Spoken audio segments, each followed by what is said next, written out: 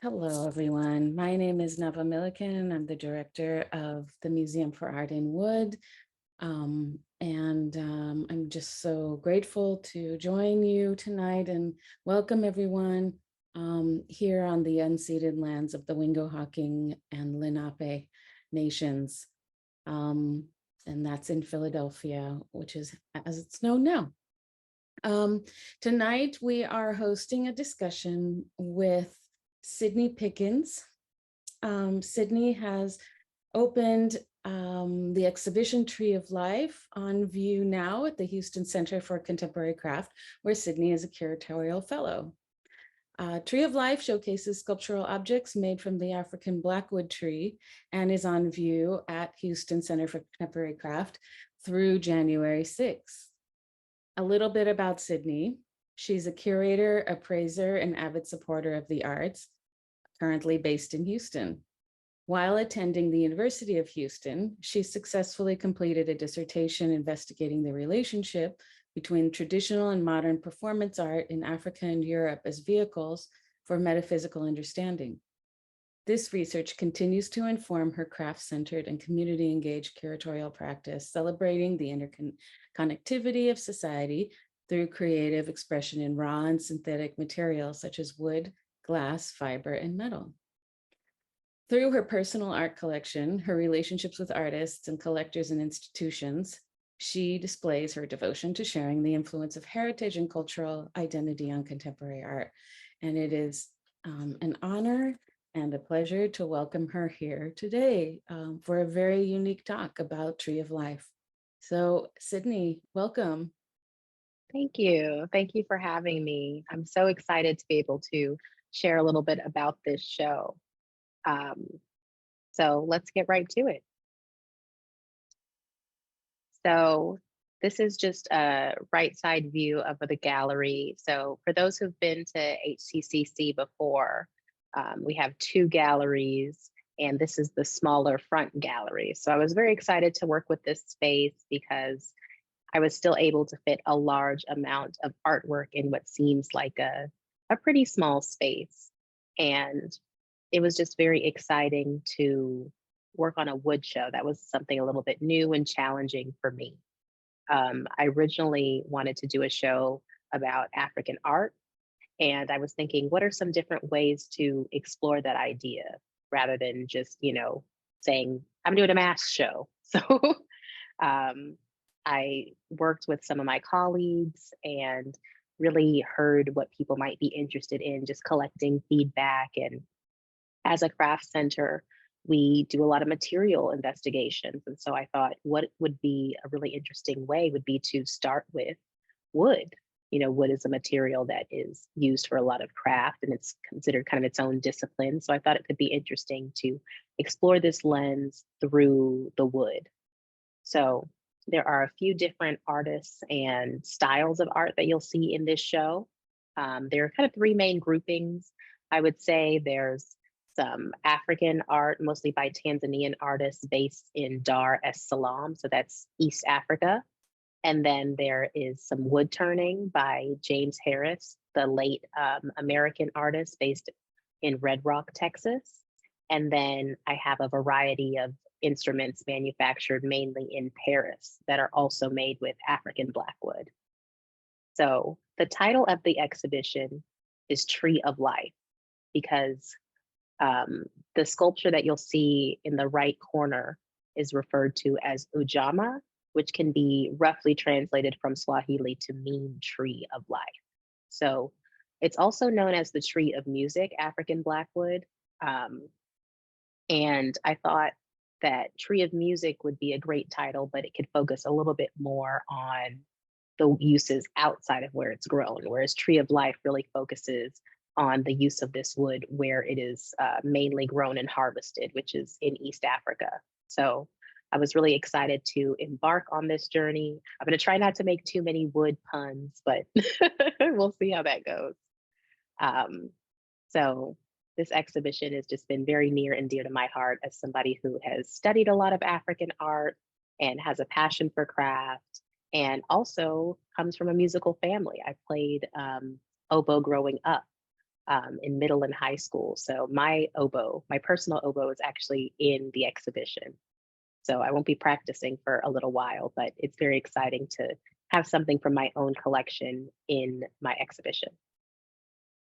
So um, we're going to go kind of, I guess, clockwise through the exhibition. I have a variety of photos I wanted to share. So some are close-ups, some are more installation shots. This one here is located by the front entrance. So this work in particular exemplifies the combination of different styles. So it has a very active presence, thinking about the drummer and the different styles of Tanzanian artwork. So Majoka Musa created this piece from a single log. So most of the works that you're going to see are carved from one log. There are a few that have different types of wood, but since this show is mainly about African blackwood, most of them will be pretty much made solely, or 95% of African blackwood. So in this picture, you can really see the color and the form and how the artistry really allows for some rough and some smoother edges. So I really like the variety of surfaces and finishes that you'll see in pieces throughout the show. And I'll bring this up probably a little bit later too, but the figure's eyes kind of follow you around the gallery. So he's looking in the direction of the doorway. So it's kind of interesting to think about, they say that a lot with paintings, that they'll follow you around the room. So I think that this show has a little bit of that as well.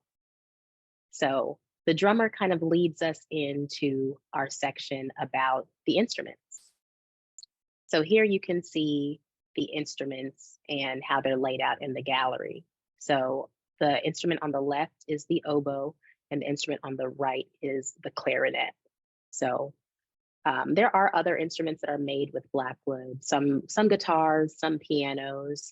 I thought it was interesting to focus specifically on the woodwinds. There's an interesting connection when you talk about breath. Trees, convert carbon dioxide into oxygen to help us to breathe, and then thinking of using the wood itself and converting that breath into a different type of sound. So there's a lot of connections to the physical body as well as the mother nature. And, you'll see a lot of through lines throughout the show about the physical body, nature, and just the extension of the body. So this show, even though it has a lot of craft and scientific viewpoints, there's definitely a spiritual ancestral connection that you can make through a lot of these works. So underneath the oboe, I have some samples of wood. So these were lent by the amazing oboist and researcher, Brenda Schumann Post. She has collected so many pieces throughout her career and has done a lot of study on this type of wood. She's one of the only people in the world who's seen an instrument be created from start to finish. So to see the seeds being planted, to see the tree grow in the different stages, and then to see it being harvested, dried, and then cut and created into the final instrument. So she was a really vital part of this exhibition coming together. And I have to shout out all of the people who were so generous in helping this exhibition come to fruition, because I definitely couldn't have done it alone. And just to have these research partners who know so much about the wood, because I'm coming from my own perspective, not knowing that much, and to work with people who were so incredibly passionate and knowledgeable was a real treat. So it was exciting to show the audiences here and virtually the different stages of the tree. So, they're numbered here, not necessarily in order of ecological appearance, but we have the seeds, the bark, and then different sections of the tree itself. I really wanted to highlight that there is the really dark core, the heartwood, and then there's the sapwood that's a lot lighter. And so it's interesting to see a finished product, but to really see how the tree looks naturally, I think really helps people to understand how this type of work is created. HCCC is lucky to have a resident artist program. So we'll have artists in their studio working and we have a craft garden as well. And in our garden, we grow different materials that the artists can use, such as cotton and basket weaving, different palm and yucca and all these different materials. So it's exciting to show audiences that when you're making an artwork, it does come from the earth. It starts as a seed, it starts as a pod, it starts as a petal. And to think that it can be turned into something so magnificent that maybe doesn't even look like what it originally looked like. So being able to show these pieces of wood illustrates that process of cutting the tree, harvesting it, and making it look like something else. So next to this table of the wood samples are the portions of the instruments. So on the left is the oboe, and on the right is the clarinet. So Brenda had several of these priceless wood samples, the instrument billets that are cut into these rectangular planks and then turned and carved and drilled to make the finished oboe.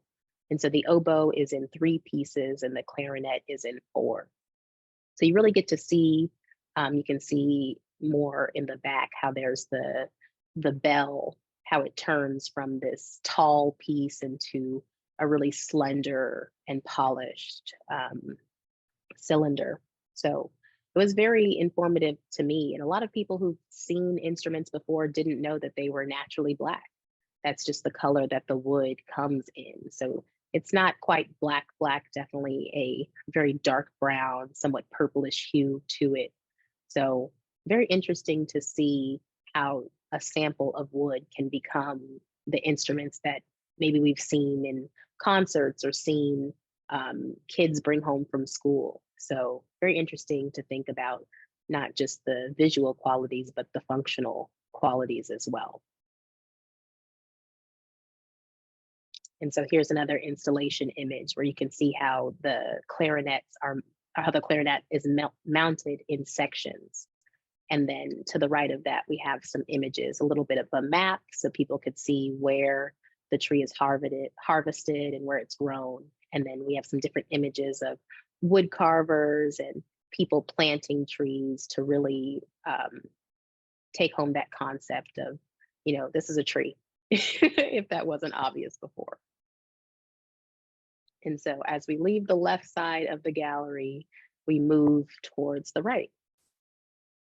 So from this angle, you see mainly the Tanzanian sculptures as well as the tidal wall. So I tried to create different interesting groupings that help to illustrate some of the concepts and themes I was encountering while doing this research. So I chose this bright green color because I thought it would really make the dark colored wood pop. I think white could work as well, but I wanted the green to really remind people of the verdant trees, thinking of a lush and active environment, just something to really make to create more visual contrast.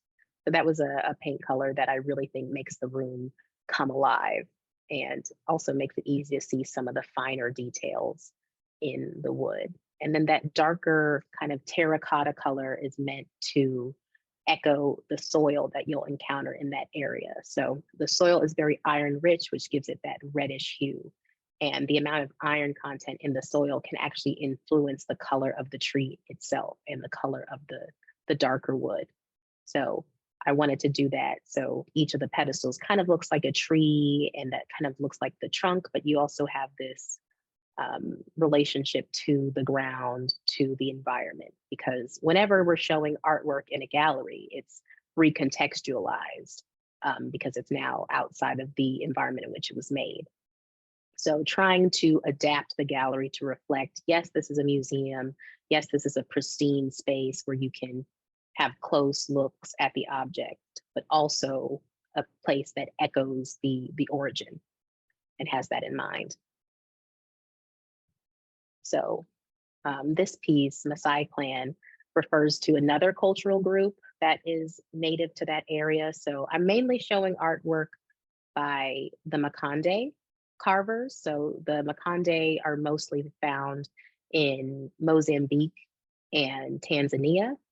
And so that culture is mainly based in the highland area, kind of around Mount Kilimanjaro. And so there's a lot of different levels with the pedestals and with the shelves to reflect that highland environment. Part of what is so interesting and significant about that is because the environment was so highland, the culture remained, I don't want to say untouched, but there was fewer colonial interactions with that area than there were with some of the other groups in West or North Africa, because a lot of the colonists weren't physically able to navigate that region because it's very dense. There's a lot of dense forestry, a lot of blackwood trees, and a lot of just heavy, rocky environment. So this particular piece really shows how close the societies are in that area. This piece is probably about 20 inches tall. And fun fact about this piece, it was very, very heavy. So it was hard for me to move in place. The wood itself is extremely dense.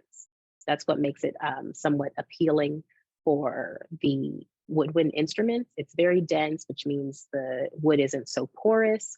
So it doesn't allow for as much expansion as other woods might. So when you're playing the instrument and you're blowing, hot air through it, or when it's in a humid or dry environment, the woodwind isn't going to fluctuate as much because the particle structure is that much closer and dense, which also makes it quite sturdy and quite heavy. So this piece was my biggest physical challenge. Even though this isn't a particularly large work, there are some artists who are carving 6-foot sculptures out of a single log.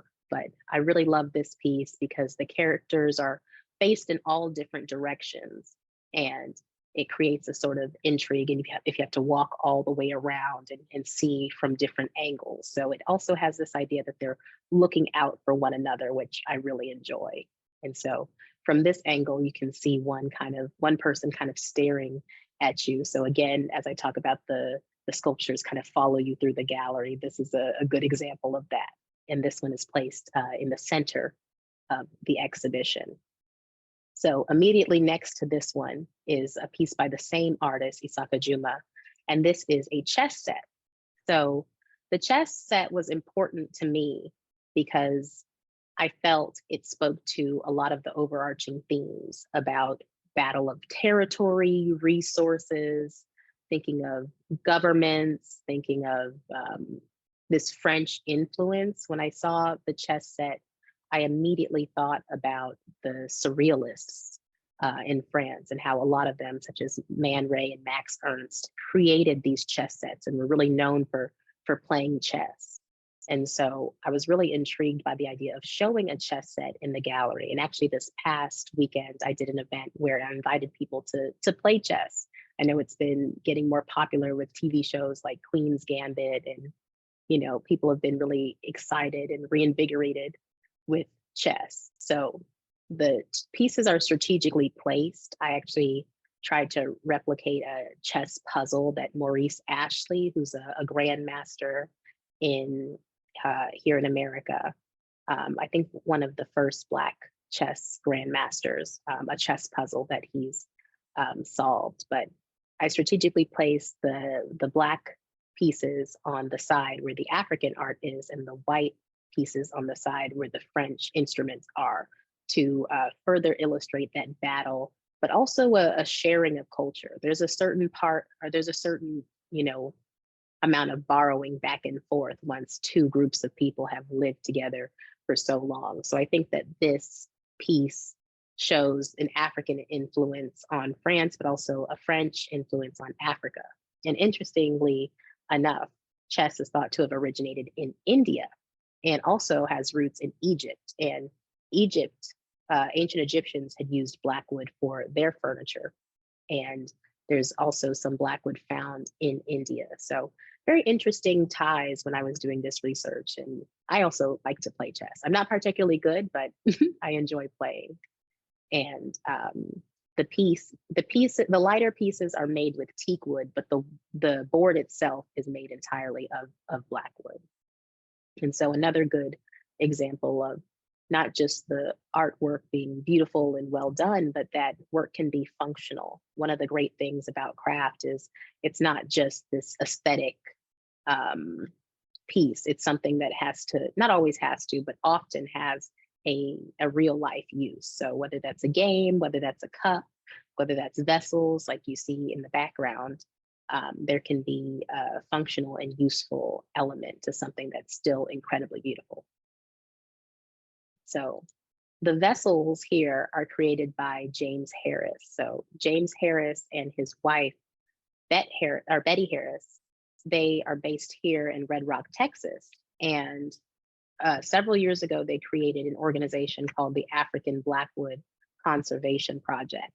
And so this group helps to plant and educate people about the tree itself. So they have a plot of land around Mount Kilimanjaro in Tanzania, where they're planting trees pretty much every day. So they're helping to replenish that area because this tree has become endangered over time, partly because of the instrument manufacturing industry, but there are also other people interested in taking the wood for furniture, and just because it has such a unique color, it's been over harvested. So many people are trying to get together to right these wrongs. So Buffet Crampon, Selmer, Yamaha, some of these other leading manufacturers have partnered together to sponsor these initiatives and also explore different ways of making instruments that don't waste any of the wood or don't rely too heavily on the wood, because also the wood has become quite expensive and it can't necessarily be taken across country lines because of its endangered classification. So these vessels here, I tried to install each of the shelves at different heights to play around with the visual interest and draw more attention to the tops. You can see the sort of spindle top on the fifth vessel. That is one of my favorites in the show, just because it has that pierced bulb and you can see through and see the skill of being able to hollow that out and keep it as one solid piece. So I was really excited by the artistry in this show, which sounds ridiculous. I'm a curator, I look at art all the time, and I still get excited when I see something that's just really beautiful and really well done. So each of these pieces are not made entirely with blackwood, but blackwood is used strategically as a sort of accent, mostly on the lids. But I appreciate the contrast between the different types of wood because it really allows the blackwood to shine. And so not that many people are familiar with the turning process. So it's been great to educate people on how carving is separate from turning. So a lot of the carvers in Tanzania are using chisels, whereas James is using the lathe. So on this clock tower piece, you can really see more of that detail. He's got the beautiful mother of pearl inlay, and you can really see the wood shine. And there's this repetition of patterns. And thinking back to India, it kind of reminds me of a mandala, these continuous circuitous patterns that are made with this really sharp tool. So it's really cool to see that balance. There's a lot about balance in this show, the light and the dark, the hard and the soft, the shiny and the rough. A lot about balance. So this is another piece that really, really struck me. And so next to that, we're getting even smaller. So we have the vessels and the clock, and now we're moving into these really small ornamental vessels.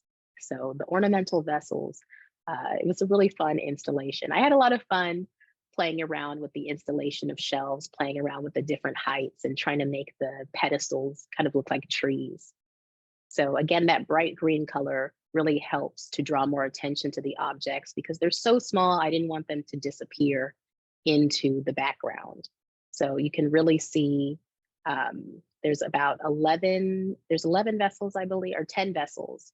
So all ranging in size. And here you can see that cascade of different heights for all of James's work. So we were given many works by him to display. And some people are surprised that it's all one artist because of the range in style, material, approach, just really beautifully done. And I was reading some writing that James Harris had produced, and he mentions David Pye as a big inspiration of his. And I know that there's at least one piece of his in the collection at the Museum for Art and Wood there in Philadelphia. So it's exciting to see that there's such a strong community within woodworkers and wood turners. So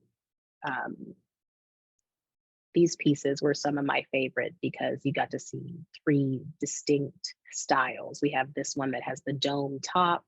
We have the one with the little red glass bead that shows more of these diagonal shapes. And each of the lids also have a design underneath. But it was a little bit challenging to try and display both sides of the of the object. But just really exciting. And I like to encourage viewers to think, because some of these are about 1 inch in diameter. So I like to encourage viewers to think, you know, what could you put in here? Would you put your favorite pair of earrings? Would you put a pendant that your mother gave you? Would you put a single leaf that you found while you were hiking? Would you put a small little rock that you found? You know, what kind of objects are sacred that you would put in a small box like that? Would you put, you know, a piece from a fortune cookie? You know, so many different things to consider.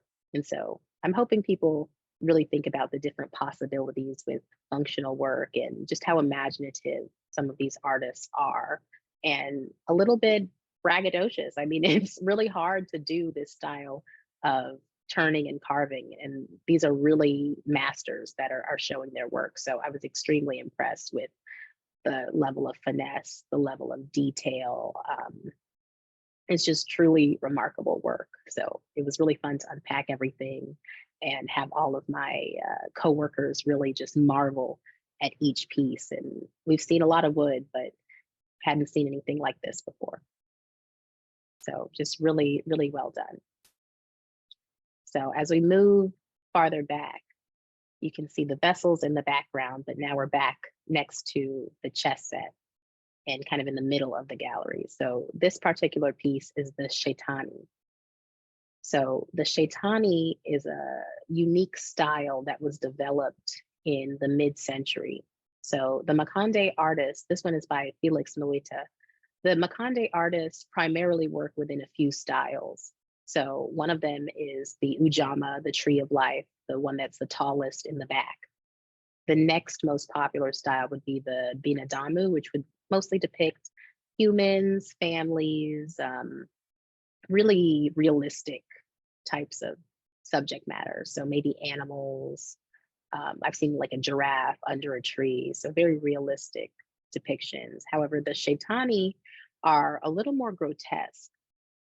There was a time where the carvers were selling their carvings rapidly to the colonists in the area. And a lot of those people were beginning to request different themes. They weren't so interested in the families or the Ujama or the animals. So they wanted more and more creative approaches. So originally people were asking for Catholic imagery, since a lot of the people were Portuguese or French. So thinking about saints, stuff like that. And then eventually that style began to shift. So there was an art dealer who was selling a lot to the Western world, mostly America. And he was of Indian descent. His name was Muhammad Pira. And so he spent a lot of time in Dar es Salaam, in the carvers' village, talking to the artists and telling them to explore different methods. So this style, the Shaitani, the one you're looking at now, was mainly pioneered by an artist named Samaki Likankoa. So Shaitani translates from Swahili to mean little devil. So these pieces are somewhat demonic. I like to think that they were inspired by some of the surrealist imagery with the extended eyes and the mouth. It has some sort of surrealist or cubist comparisons that you can make.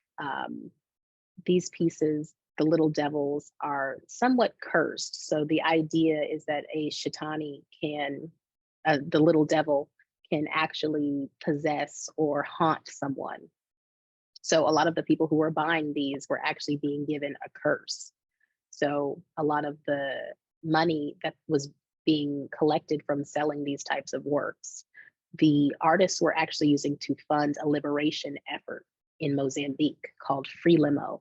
And so using the sale of these artworks, they were able to buy weapons and actually stage a coup in that area. So in 1975, Frelimo actually was able to liberate themselves predominantly with the sales of these artworks and take back their government and their land and lead the people. And this group is actually still in power. So this is still very, very relevant and very important to Mozambique history. But these pieces, you see the eyes and the mouth, sometimes they're actually carrying something like a vessel, which you can see in the top, and the vessel is thought to maybe carry some sort of disease or infection. So these pieces, even though they are beautiful, they're very cursed, very evil. And so it's very interesting to think of artwork being sold with that purpose.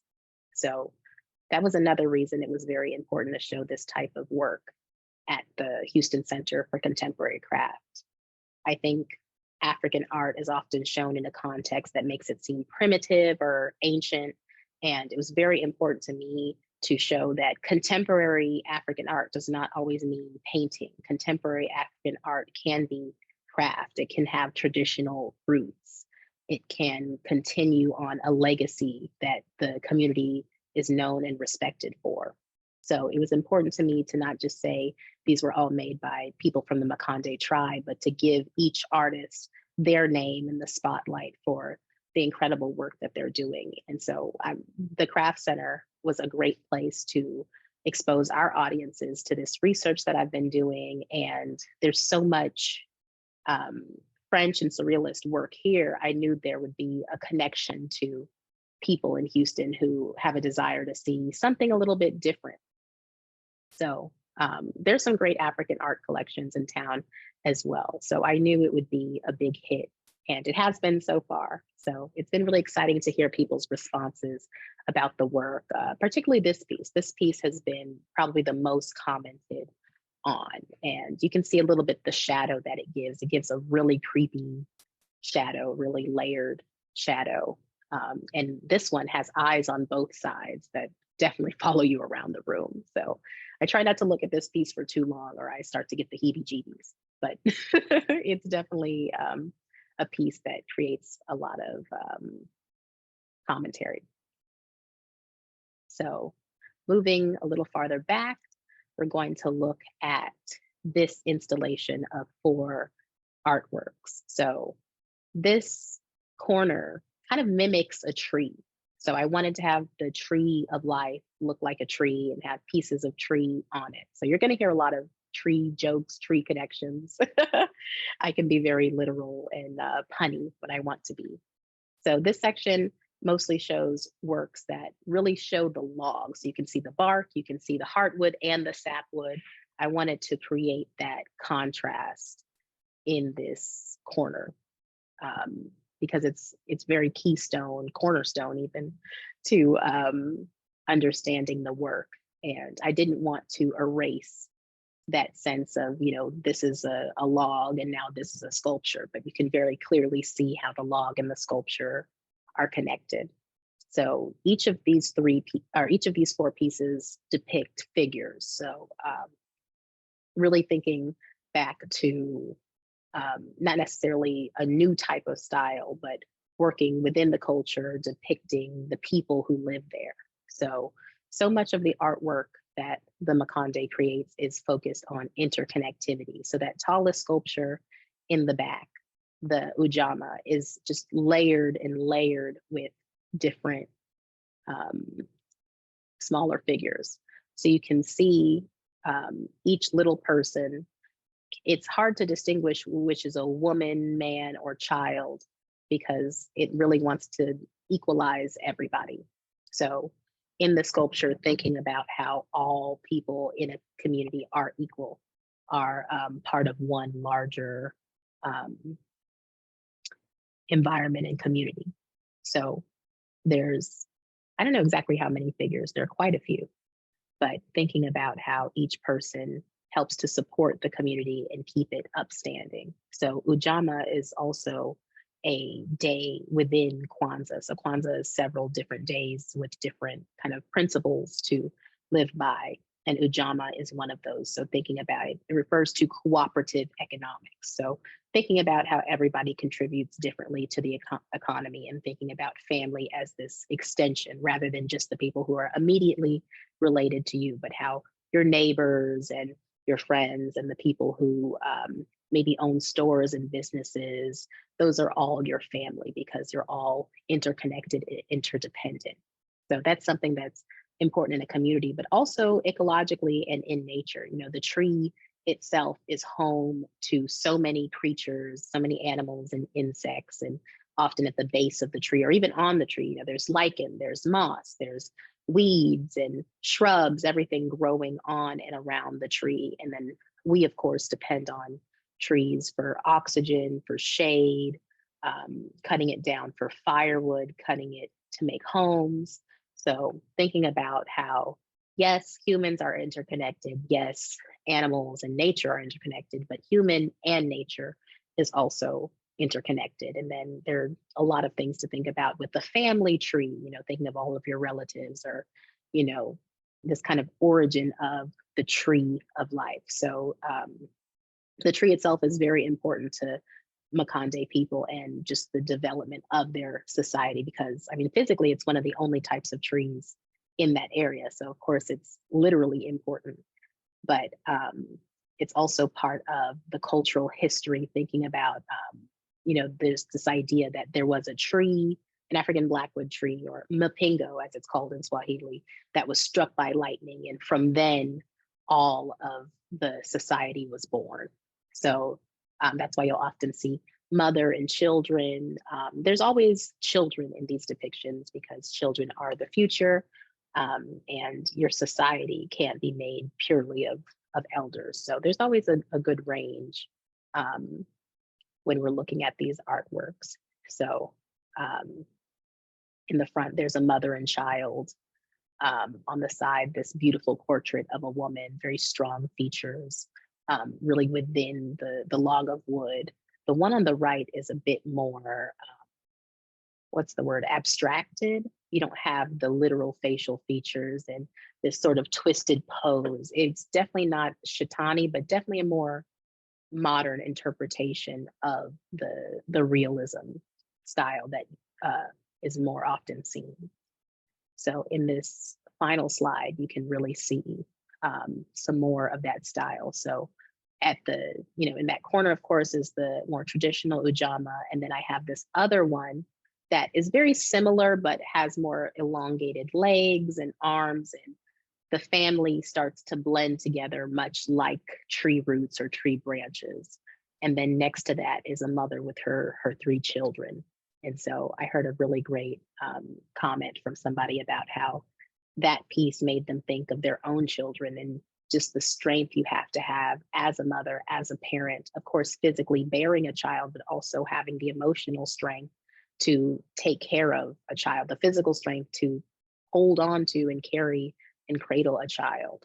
So just really love that people were able to connect this exhibition on all levels and each extract something different. I mean, there's a lot about conservation, there's a lot about music, there's a lot about the environment, there's some themes on family, of course, wood. But I just really wanted a show that connected to people in different ways. And whether you knew anything about African art, knew anything about wood, knew anything about music, there would be something for you to grab onto. So I think that concludes most of what I have to say. And then maybe we can open things up for questions. Thank you so much, Cydney. Wow, I'm blown away visually, and then in terms of your knowledge in the course of preparing for this exhibition. Thank you so much for sharing your research with us. It's such a privilege. Thank you. Thank you. I'm really glad to be able to share. I'm sure I think we'll offer up the chat space for any questions that people might have for Cydney. And then I might kick it off with a question. As a newcomer researching wood, what was an element that you discovered along the way that was a surprising bit of knowledge for you? Everything was surprising to me. I knew virtually nothing about wood. The thing that was maybe the most surprising, um, I would have to say, was it was heavy. I was surprised by how physically heavy some of the sculptures were. And some of the lenders did warn me, like, hey, it's kind of heavy. You know, you may not want a larger piece. They're pretty heavy. And I'm thinking, oh, I lift pedestals all the time. And, it's probably not that heavy. And then I'm holding it. I'm like, oh my gosh, this is heavy. So it's one of the things to think about, especially when I was kind of learning about the harvesting process and literally dragging the wood. You have to be very physically fit to take part in this. So that's why you see a lot of the people are maybe larger, because you need to be a certain size to hold the wood. So that was maybe the biggest surprise for me. That's so funny that you say that too, being really, intimately familiar with the material through your knowledge of oboe and music and performance, or playing the instrument itself. Yes, the instrument is completely hollow, so you're not thinking too much about the weight, but none of the sculptures were hollow. No. It's also very dense material, as you mentioned. So it's exceptionally heavy. Yeah. Speaking of, are there when we're thinking about woodwinds, are there tonal qualities that are particular to African blackwood? Yes. So because the wood, as I mentioned, is not as porous, um, it does allow for the sound to move through. And I think because it's dense, a lot of the sound isn't escaping either, because the breath is really contained within the instrument. Um, I think there are other varieties of rosewood that are pretty well documented in terms of they're great for playing. Rosewood generally, I feel like, is endangered in many of its forms. So there's not necessarily um, a lot of available rosewood of any type. I forgot to mention that European manufacturers did work with boxwood and pearwood, which was found widely in Europe. So some of the older instruments, we actually had a friend of mine come by who's an oboist here in Houston, um, named Pablo. He plays Baroque instruments. So he has a violet wood oboe, and he said it was such a pain. It would sound different every day. He'd have to retune and readjust his embouchure and mouth placement so that it would sound good. So violet wood, pear wood, all of those, it's just because they're a little more porous that they're not as good for playing. But I'm sure there are some other options, but it really just depends on the player. Each player has a preference because each person is different, each tree is different. They're going to be the ones to really decide if they like how it sounds, or if they feel they can control the sound that the instrument is making. But what I've heard generally is that the ones that are made of plastic are not preferable. But a lot of the woodwind manufacturers, so the pieces that I showed, all of the woodwinds that I have in my show are carved. There are some that are now made from this kind of particle situation. So they'll powder the wood and mix it with about 5% of resin and cast it. And so that's the newer way, so that there's not these wasted shavings, or maybe they powder the shavings. I'm not sure the specifics, but they do this powdered version mixed with resin. So I'm sure that has a different tonal quality than the ones that are strictly carved from the wood alone. Sure, but that must get them around the question of using endangered wood species. Oh, can you hear me? I would like to address this. Oh, Yes, thank you. please. Hi. Hi, I'm Brenda Schumann Post, and what a great presentation. I am so impressed with what you have accomplished here. It's really fantastic. So Thank you, Brenda. I wanted to address a couple of questions. One of the questions I just saw in the chat is African blackwood endangered? It is not. And the reason it is not endangered is because it grows in so many different forms. It can be a shrub, a bush, a tree that's 20 feet tall. And so on that basis, it can't be considered endangered, but it is threatened, very much threatened. And that's the category. So I apologize for seeming to impose a different viewpoint, but threatened is the more probably appropriate choice of words, even though it's seriously threatened. And then about the acoustics, when they go to harvest the tree, they hit it with a stick and it resonates, and that's how they know that it's a suitable tree to become a musical instrument. It actually makes a sound, and that's part of the reason why it's suitable for making musical instruments, because it does resonate. So this is a great presentation, and I'm really, really pleased to have been part of it. Thank you. You've been such a big resource. I mean, I'm sure there's even more questions that I could ask you. Just really impressive research. Thank you so much. Likewise, Cindy. Likewise. Anyway, thank you. Thank you. Who knew that selecting material for musical instruments is like selecting a cantaloupe? I had another question for you, Cydney. I was captivated by this telling or explanation about the Cydney pieces and how there was a subversive use of a heritage or a seemingly heritage form for then fund subversive purposes and funding a liberation movement. That is such an incredible story on its own. Yes, it's a very interesting history. It's something that I became really consumed with. Originally, I was hoping to include a more famous Tanzanian artist by the name of George Lilonga. And so a lot of he has some older carvings, but primarily drawings and paintings that depict mainly the Cydney forms. So part of why he achieved so much success in the Western world, I believe, is because he primarily depicted the Cydney forms. So it's very interesting that that style mainly appeals to Western audiences who maybe have no reason to why they like it. They just know that they do like it.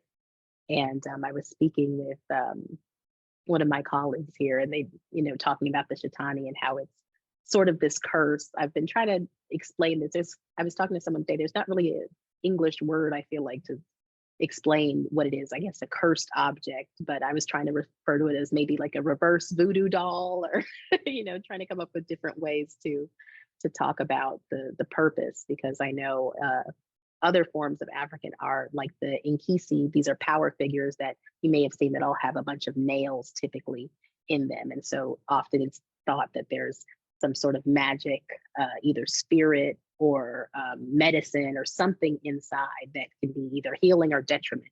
So it's always interesting to think of these power figures and power objects as maybe something that is pretty, but maybe you don't actually want to own it. Maybe you want to stay pretty far away from it if you can. So I did handle it with gloves, so I think I'm okay. But one of my colleagues described it as kind of an FU object. I can't say exactly, but the idea that you buy this and it's kind of like a back at you type of sentiment. Definitely. No, I think there's something so provocative about the disguising in a way of the creation of a myth that's built on other myths as a language that's understood by the maker, that connects them to part of a political movement, clothed in the clothing of quaint heritage objects. Yeah, it's really great that it sort of plays on maybe the primitive assumptions that the colonists have about the makers, like, oh, you're just a, rural carver. What do you know? You buy it and you think that, and while you think that we're just sitting here carving away, we're actually working on a plan to overthrow you and get you the heck out of here. So I think it's a really great story that really shows the importance of art, because of course art has a aesthetic purpose, it has a decorative purpose, it has a functional purpose, but it can have a political purpose as well, even if it's not like a flag which literally depicts cultural values. It's in this other way, having this role in the entire history of this civilization that still is relevant now, and that's the main form that the Makonde are known for because of that. That's incredible. Are there any other questions for Cydney? I don't have a question, but I have like just a comment. Cydney, I just want to say bravo on your use of color in the exhibition space. It Thank you. gives so much energy to that space that it does feel like it's alive, with that bright green and then the iron kind of color.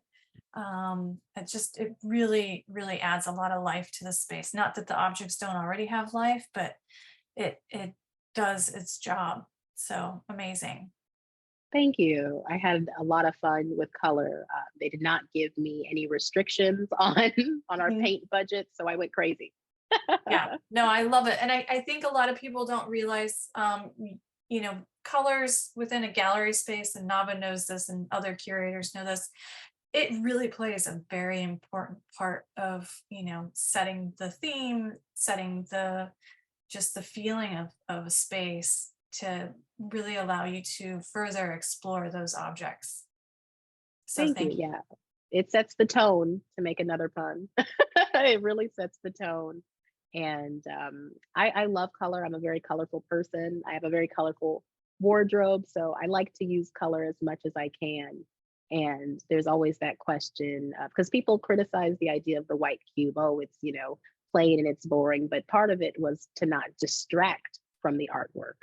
And that's one of the things I never want to do as a curator, is overshadow the work with too much exhibition, installation, and fabrication. I always want it to be about the work, and everything I do should be in support of the work. So thank you. Thank you so much.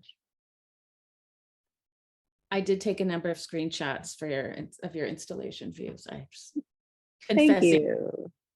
Matt, it looks like Craig has a question. Craig, I was impressed by the density of information. It's a very small room. The number of square feet isn't very large, but the detail of the tree, the bark, the various forms of the wood, you can really see the evolution from the scraps of wood to a beautiful piece of art. And all of that is set into a matrix of information. So it's not often that I get smarter, but I get smarter going through the exhibit. And I really appreciate the way you formatted it. So thank you. Thank you so much, Craig. We do have a lot of kids, and we have a lot of, we're on the list of top 10 things to do in Houston. So we get a lot of visitors who are maybe just killing time. So I wanted to be able to offer a lot of knowledge without it seeming maybe too overwhelming.